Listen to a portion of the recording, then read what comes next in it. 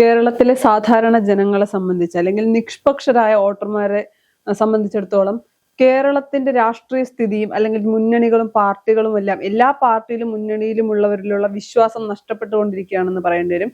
കഴിഞ്ഞ 10 വർഷം ഭരിച്ച LDF, അത് CPM-ഉം CPI-യും പ്രധാനമായിരിക്കുമ്പോൾ CPM-ഉം CPI-യും എടുത്താൽ ഒരു തരത്തിലും തൃപ്തരായ ഒരു പ്രതിപക്ഷമായിട്ട് പോലും അല്ലെങ്കിൽ പ്രതിപക്ഷത്തിരിക്കുമ്പോൾ പോലും ശക്തമായൊരു പ്രതിപക്ഷമാകാൻ കഴിയുന്നില്ല. LDF എന്ന് പറയുന്ന മുന്നണിയിൽ CPM-ഉം CPI-യും തന്നെ ഒരുമിച്ച് മുന്നോട്ട് പോകാൻ കഴിയാത്ത ഒരു സാഹചര്യം നിലവിലുണ്ട്. അപ്പോൾ ആ ഒരു പാർട്ടി 10 വർഷം ഭരിക്കുമ്പോൾ എത്രത്തോളം ജനങ്ങളെ വെറുപ്പിക്കാമോ അത്രത്തോളം CPM വെറുപ്പിച്ചു എന്ന് തന്നെ പറയേണ്ടി വരും. അതിന്റെ അടിസ്ഥാനത്തിൽ ആ ഒരു പാർട്ടിയോടുള്ള വിശ്വാസ്യത നഷ്ടപ്പെട്ടതാണ് നമ്മൾ കണ്ടത് തെരഞ്ഞെടുപ്പിന്റെ ഫലം പുറത്തു വരുമ്പോൾ.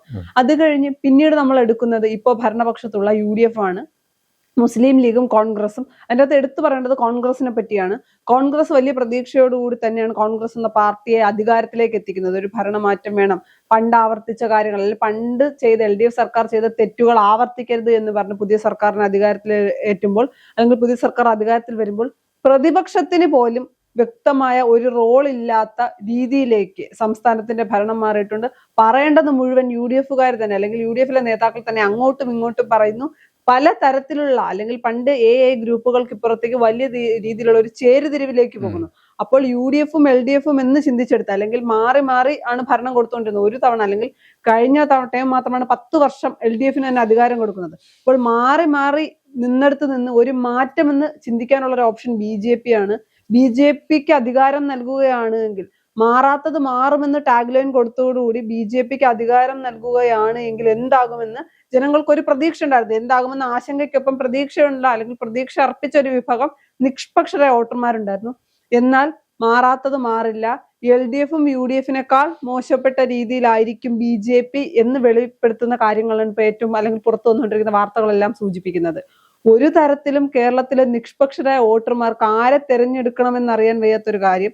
BJP-ക്ക് തിരുവനന്തപുരം പോലെ ഒരു കോർപ്പറേഷൻ കിട്ടുമ്പോൾ അവിടെ BJP-യുടെ ഒരു കൗൺസിലർ കാപ്പ കേസിൽ അകത്താകുന്നു. ഇതുവരെയും തിരുവനന്തപുരം കോർപ്പറേഷനിൽ കണ്ടിട്ടില്ലാത്ത അത്തരത്തിലുള്ള അക്രമ സംഭവങ്ങൾ കേരളം കാണുന്നു. ആ ഒരു തരത്തിൽ BJP-യോടുള്ള പ്രതീക്ഷ കുറഞ്ഞു വരുന്ന ഒരു സാഹചര്യമുണ്ട്. 3 MLA-മാരുണ്ട് BJP-ക്ക്, അല്ലെങ്കിൽ നിയമസഭയിൽ BJP-യുടെ ശബ്ദമായി 3 MLA-മാരുണ്ട്. ആ 3 MLA-മാരിൽ നിന്ന് ശക്തമായ പ്രതികരണങ്ങളൊന്നും ഒരു വിഷയത്തിൽ ഉണ്ടാകുന്നില്ല എന്ന് തന്നെ പറയേണ്ടി വരും. അല്ലെങ്കിൽ പല വിഷയങ്ങളിലും അവർക്ക് അത്തരത്തിൽ സംസാരിക്കാനുള്ള ഒരു രീതിയില്ല. കോൺഗ്രസിലെയും CPM-ലെയും CPI-ലെയും ഒക്കെ ചേരിപ്പോരിനെ പറ്റി പറയുമ്പോൾ പാർട്ടി അത്യാവശ്യം വളർന്നു വലുതായതിനെ അല്ലെങ്കിൽ പാർട്ടിക്ക് ശക്തമായ ഒരു ഇരിപ്പുറപ്പിച്ചതിന് ശേഷമാണ് വലിയ രീതിയിലുള്ള ചേരിതിരിവ് ഗ്രൂപ്പ് പോരൊക്കെ ഉണ്ടാകുന്നത്. പക്ഷെ BJP-യിൽ അങ്ങനെയല്ല. കേരളത്തിൽ പാർട്ടി പച്ചപിടിക്കുന്നതിന് മുൻപ് തന്നെ കേരളത്തിലെ BJP-യിൽ ചേരിതിരിവുകൾ ഉണ്ടായി. നേതാക്കൾ തമ്മിൽ അല്ലെങ്കിൽ പല നേതാക്കളുടെ പേരിൽ ചേരികളും ഗ്രൂപ്പുകളും ഉണ്ടാകുന്നതൊക്കെ നമ്മൾ തെരഞ്ഞെടുപ്പിന് മുൻപും തെരഞ്ഞെടുപ്പിന് ശേഷവും കണ്ടതാണ്. ഇപ്പൊ ഏറ്റവും ഒടുവിൽ പുറത്തു വരുന്ന വാർത്ത എന്ന് പറയുന്നത് ഫണ്ട് തട്ടിപ്പ്, അതും സ്വന്തം BJP-യുടെ തന്നെ ഫണ്ട്, ഇലക്ഷൻ ഫണ്ട് പറ്റിച്ചതുമായി ബന്ധപ്പെട്ടാണ്. അപ്പൊ പല ആളുകളും പറയുന്നത് ഇതെന്തിനാണ് ചർച്ച ചെയ്യുന്നത്, ഇത് BJP എന്ന പാർട്ടിയുടെ ആഭ്യന്തര കാര്യമാണ്, അല്ലെങ്കിൽ ഇത് സാധാരണക്കാരുടെ പൈസ അല്ലല്ലോ, BJP-യുടെ ഫണ്ടല്ലേ, നിങ്ങളുടെ നികുതി അല്ലല്ലോ, അല്ലെങ്കിൽ സംസ്ഥാന സർക്കാരിന്റെ പണമല്ലല്ലോ എന്ന് പറയുമ്പോൾ പോലും സ്വന്തം പാർട്ടിയുടെ ഫണ്ട് തട്ടിപ്പ് നടത്തുന്ന ഒരു അംഗങ്ങളുള്ള പാർട്ടിയെ എങ്ങനെയാണ് വിശ്വസിക്കേണ്ടത്? ഇവർക്ക് സംസ്ഥാനത്തിന്റെ ചുമതല നൽകുകയാണെങ്കിൽ അല്ലെങ്കിൽ സംസ്ഥാനത്തിന്റെ ഭരണം നൽകുകയാണെങ്കിൽ സ്വന്തം പാർട്ടിയിൽ നിന്ന് പോലും വലിയ രീതിയിൽ, ചെറിയ രീതിയിലുള്ള ക്രമക്കേടല്ല, വലിയ രീതിയിൽ പണം കൈയിട്ട് വരുന്നവരെ സംസ്ഥാനത്തിന്റെ ചുമതല കൂടി നൽകുക അല്ലെങ്കിൽ സംസ്ഥാനത്തിന്റെ ഭരണം കൂടി ഏൽപ്പിക്കുകയാണ് എങ്കിൽ കടത്തിൽ നിൽക്കുന്ന സംസ്ഥാനത്തെ ഒരു തരത്തിലും കരകയറാനാകാതെ അല്ലെങ്കിൽ കടത്തിൽ നിൽക്കുന്ന സംസ്ഥാനത്തെ കടത്തിൽ തന്നെ കുഴിച്ചു മൂടുന്ന ഒരു രീതിയായിരിക്കില്ലേ? ഇതിൽ പ്രധാനപ്പെട്ട നമ്മൾ ശ്രദ്ധിക്കേണ്ട കാര്യം, ഈ സ്വന്തം പാർട്ടിയിൽ നിന്ന് കേന്ദ്രത്തിൽ നിന്ന് നൽകിയ വലിയൊരു തുക അതായത് സംസ്ഥാന കമ്മിറ്റിയുടെ തെരഞ്ഞെടുപ്പ് കമ്മിറ്റിയുടെ ഭാഗം ചെലവാക്കിയതിൽ വൻ അഴിമതിയാണ് ഇപ്പോൾ കണ്ടെത്തിയിരിക്കുന്നത്. അത് പാർട്ടിയിൽ നിന്ന് തന്നെയാണ് ഒരാൾ പരാതി നൽകിയിരിക്കുന്നത്. അതുമായി ബന്ധപ്പെട്ട അന്വേഷണം പ്രഖ്യാപിച്ചിട്ടുണ്ട്. അത് അന്വേഷണം നടന്നുകൊണ്ടിരിക്കുന്നു. അപ്പോൾ ഇതുകൊണ്ട് തന്നെ ഇത് പലരും ഇപ്പോൾ സൈലന്റ് ആണ്. കാരണം ആർക്കും ഒന്നും പറയാൻ പറ്റാത്ത അവസ്ഥയാണ്. ആരൊക്കെ മുക്കിയിട്ടുണ്ട്, ആരൊക്കെ തെരഞ്ഞെടുപ്പിന് പൈസ വാങ്ങാതെ ചെയ്തിട്ടുണ്ട് എന്നുള്ളതൊക്കെ ഉടൻ തന്നെ മനസ്സിലാവും. കാരണം അതൊന്നും പുറത്തു വരെ ഉണ്ടാവില്ല. എന്നാലും പാർട്ടിക്കുള്ളിൽ തന്നെയാണെങ്കിലും അന്വേഷണം നടക്കുന്നുണ്ട്. അതിൽ പ്രധാനമായിട്ട് ചില കാര്യങ്ങൾ പറയുന്നത് വൻ കോടികളാണ്. അതായത് 160 കോടിയോളം രൂപ, അതായത് ഇങ്ങനെയാണ് പരാതിയിൽ പറയുന്നത്, 160 കോടിയോളം രൂപയുടെ തെരഞ്ഞെടുപ്പ് സാമഗ്രികൾ, അതായത് ഈ തെരഞ്ഞെടുപ്പ് സാമഗ്രികൾ കേന്ദ്ര കമ്മിറ്റി സൗജന്യമായിട്ട് നൽകിയിട്ടുണ്ടായിരുന്നു. അതായത് കൊടി തോരണങ്ങൾ, മറ്റൊരു അങ്ങനത്തെ സാധനങ്ങളൊക്കെ നൽകിയിരുന്നു, കേന്ദ്ര കമ്മിറ്റി നൽകിയിരുന്നു. എന്നിട്ടും ഇവിടുന്ന് 160 കോടിയോളം രൂപയുടെ സാധനങ്ങൾ വാങ്ങി എന്നുള്ള രേഖ ഉണ്ടാക്കി അതിനകത്ത് അപ്പൊ അത്രയും ബില്ല് കാണിച്ചുകൊണ്ടായിരിക്കും, അതുകൊണ്ടായിരിക്കും അങ്ങനെയാണ് പറഞ്ഞത്. 160 കോടിയുടെ തട്ടിപ്പ് എന്നാണ് കേൾക്കുന്നത്, നമുക്കറിയാൻ കഴിയുന്നത്. അപ്പം 30 അതിൽ തന്നെ അതൊരു കമ്പനിയിൽ നിന്ന്, ഒരു ഒറ്റ കമ്പനിയിൽ നിന്ന് വാങ്ങിക്കുകയാണ്. അപ്പൊ ആ കമ്പനിയിൽ നിന്ന് വാങ്ങിക്കുന്നതിന് കൂടെ അതിന് കമ്മീഷനായിട്ട് 10-30 ലക്ഷത്തോളം രൂപ അതും അടിച്ചെടുത്തിട്ടുണ്ടെന്നൊക്കെ പറയുന്നുണ്ട്.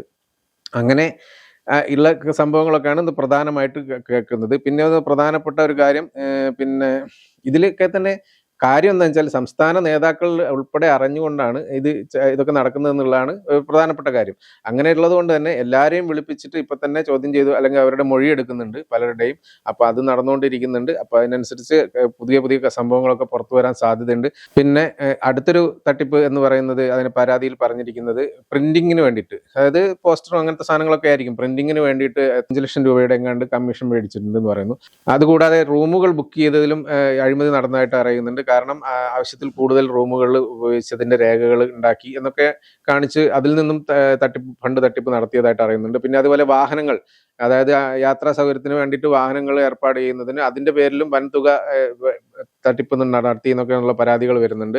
കൂടാതെ പിന്നെ ഈ BJP കേന്ദ്ര കമ്മിറ്റി സൗജന്യമായി നൽകിയ പതാകകളൊക്കെ അതിനകത്ത് വേറെ ഇവിടുന്ന് വാങ്ങിച്ചു എന്ന് പറഞ്ഞിട്ടുള്ള രേഖകൾ ഉണ്ടാക്കിയിട്ട് അതിലും ഫണ്ട് തട്ടിപ്പ് നടത്തിയെന്ന് ഉണ്ടായിട്ടുണ്ട്. അത് കൂടാതെ വരുന്നത്, ഇങ്ങനെ തട്ടിപ്പ് നടത്തിയ ഒരു നേതാവ് 15 ലക്ഷത്തിന്റെ 2 ലോണുകൾ, ബാങ്ക് വായ്പ അടച്ചു തീർത്തു. കാരണം കാലങ്ങളായിട്ട് അടയ്ക്കാതിരുന്ന ആ ലോൺ തെരഞ്ഞെടുപ്പ് കഴിയുമ്പോഴേക്കും ആ 2 ലോൺ, അതായത് ഏകദേശം 30 ലക്ഷത്തോളം രൂപയുടെ ലോൺ അടച്ചു തീർത്തു എന്നുള്ളതാണ് പുതുതായിട്ട് വിവരം വരുന്നത്. അങ്ങനെയാണ് അറിയാൻ കഴിയുന്നത്. ഇതിപ്പോ BJPയുടെ അല്ലെങ്കിൽ BJP എന്ന പാർട്ടിയിൽ മാത്രമല്ല, എല്ലാ പാർട്ടിയിലും ഇത്തരത്തിലുള്ള ഫണ്ട് തട്ടിപ്പുകൾ ഉണ്ടാകാറുണ്ട്.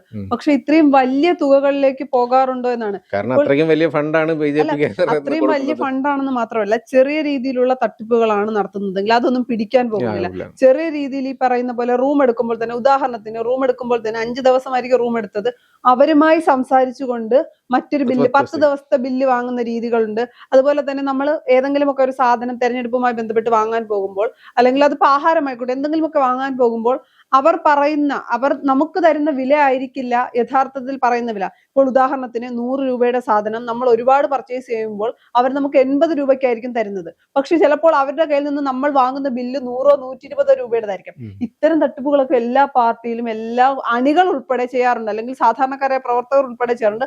പക്ഷെ അത് പിടിക്കപ്പെടുന്നത് ഇത്തരം വലിയ രീതിയിലുള്ള തട്ടിപ്പിലേക്ക് പോകുമ്പോഴാണ്. തെരഞ്ഞെടുപ്പ് സമയത്ത് എല്ലാ പാർട്ടികളിൽ നിന്നും കൈയിട്ടുവാരലും ഇത്തരം തട്ടിപ്പുകൾ സ്ഥിരമാണ്.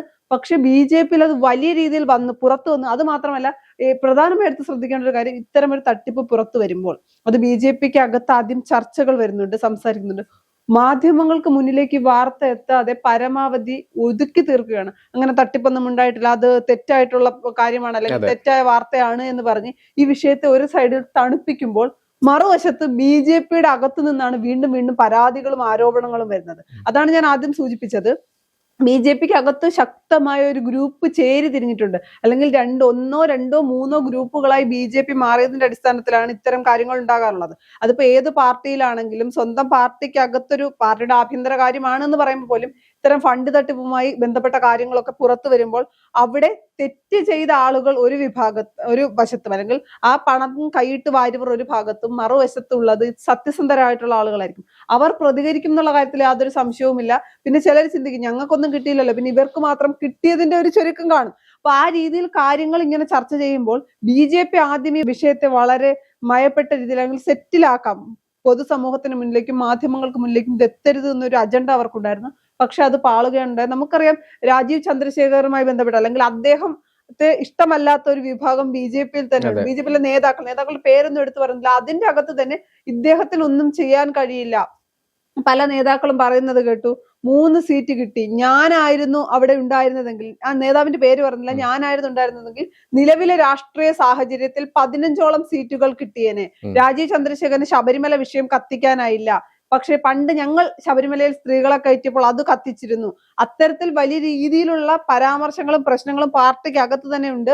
ഒരു കാര്യം നമ്മൾ ആലോചിക്കണം, കോൺഗ്രസ് പോലെയോ CPM പോലെയോ CPI പോലെയോ ഒന്നുമല്ല BJP കേരളത്തിൽ ശക്തമായ ഒരു അടിത്തറ പോലും ബി ജെ പിക്ക് ഇതുവരെ ആയിട്ടില്ല എന്ന് പറയേണ്ടി വരും. മനസ്സല്ല കേരളത്തിൻ്റെത്, മതേതര മനസ്സാണെന്ന് ആവർത്തിച്ച് തെളിയുന്ന ഒരു സാഹചര്യമുണ്ട്.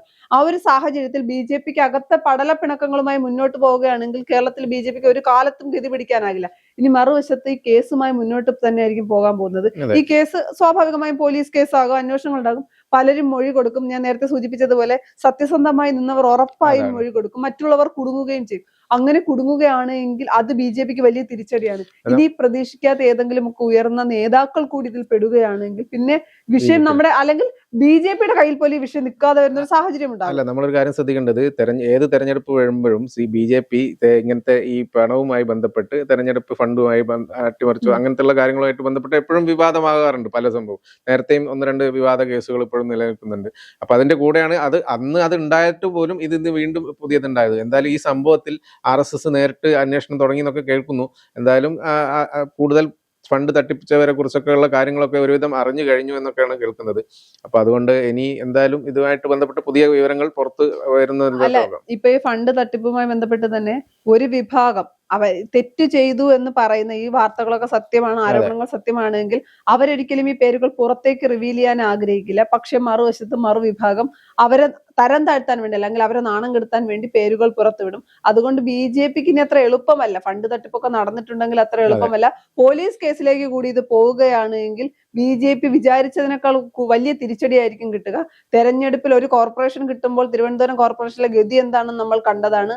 അത് കഴിഞ്ഞ് 3 MLA-മാരെ സ്വന്തമായി നിയമസഭയിൽ ബി ജെ പിയുടെ ശബ്ദമായി 3 MLA-മാർ വരുമ്പോൾ തൊട്ടു പിന്നിൽ ഇത്രയും വലിയ തട്ടിപ്പുണ്ടെന്ന് പറയുന്ന ഒരു സാഹചര്യം നിലനിൽക്കുന്നുണ്ട്. അപ്പോൾ എന്ത് വിശ്വാസ്യതയായിരിക്കും ഈ പാർട്ടിയോട് ജനങ്ങൾക്ക് ഉണ്ടാകുന്ന ഒരു ആശങ്ക തന്നെ നിലനിൽക്കുന്നുണ്ട്. ഇങ്ങനെ ഒരു കാര്യം വരുമ്പോൾ, അതായത് നേരത്തെ ഉണ്ടായ പല കേസുകളും അന്നത്തെ കാലത്ത് ഭരിക്കുന്ന ഒരു പാർട്ടി അല്ലെങ്കിൽ പാർട്ടിയുമായിട്ട് ഒരു ധാരണയിലെത്തുന്നു എന്നുള്ളതാണ് ചില ആരോപണങ്ങൾ അപ്പോൾ ആ സമയത്ത് വരുന്നത്.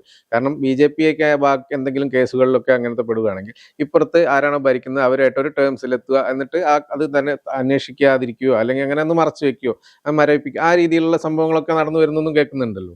അപ്പോൾ അത് ഇനി ഇതിനും അങ്ങനത്തെ സാഹചര്യങ്ങൾ ഉണ്ടാവാൻ സാധ്യത പറയാനാകില്ല. നമ്മള് ഇതിനു മുൻപ് തന്നെ മുൻ മുഖ്യമന്ത്രി പിണറായി വിജയന്റെ മകളുമായി ബന്ധപ്പെട്ട് ED യുടെ കേസൊക്കെ വരുമ്പോഴും ഇപ്പോഴല്ല ഇതിനു മുൻപും അദ്ദേഹം മുഖ്യമന്ത്രി ഇപ്പൊ ഭരണത്തിലല്ലോ. അപ്പോൾ അന്ന് പല വിഷയങ്ങളിലും എടുത്തൊരു നിലപാട് കൊണ്ട് തന്നെയാണ് പറഞ്ഞത് തൃശ്ശൂർ പൂരം കലക്കൽ അത് ഇന്നും ഒരു ആരോപണമായി നിലനിൽക്കുകയാണ്. PM ശ്രീയിൽ ഒപ്പുവെച്ചത് ഇതൊക്കെ CPM-ഉം BJP-യും തമ്മിലുള്ള അന്തർധാരയാണ് എന്ന് സാധാരണക്കാരെ ജനങ്ങൾക്ക് പോലും മനസ്സിലായി.